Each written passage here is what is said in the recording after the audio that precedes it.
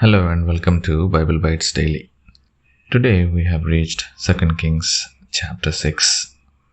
This chapter filled with miracles, divine protection, and God's power over impossible situations. From a floating axe head to an army blinded by God, this chapter reveals how God works in both small and mighty ways. Our chapter begins with a group of prophets working to build a bigger place to live. As they cut down trees near the Jordan River, one of them loses his borrowed axe head, which falls into the river. Distressed, he cries out to Elisha. Elisha responds with a miracle. He throws a stick into the water and the iron axe head floats. The prophet retrieves it and the problem is solved. This small but powerful miracle teaches us that God cares about every detail of our lives, even things that seem unimportant. Next, we see a bigger conflict. The king of Aram is at war with Israel, but every time he makes a plan, Elisha warns the king of Israel, preventing an ambush. The Aramean king is furious and suspects a traitor. But his officers tell him, Elisha, the prophet, knows what you say even in your bedroom. Determined to stop Elisha, the king sends an army to capture him in Dothan.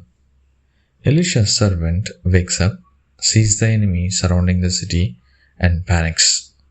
But Elisha tells him, do not be afraid. Those who are with us are more than those who are with them.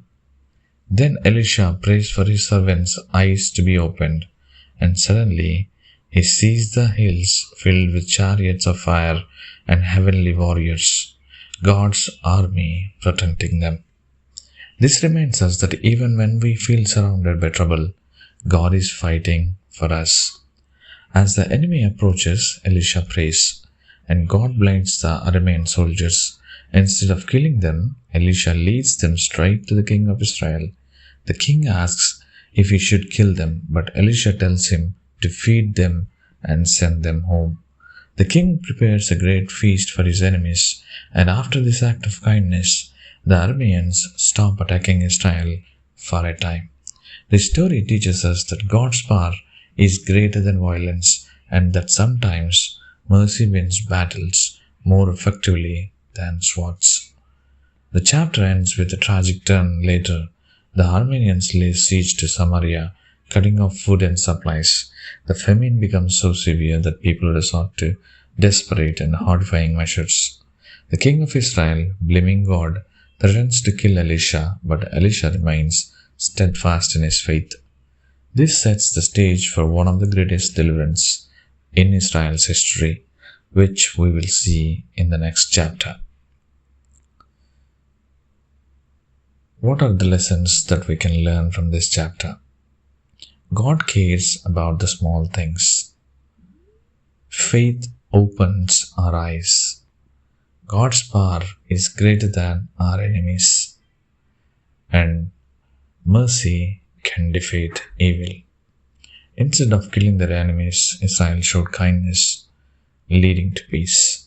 No matter what we face, God is always in control. Thanks for joining us for this chapter. If this chapter inspired you, don't forget to like, share, and subscribe.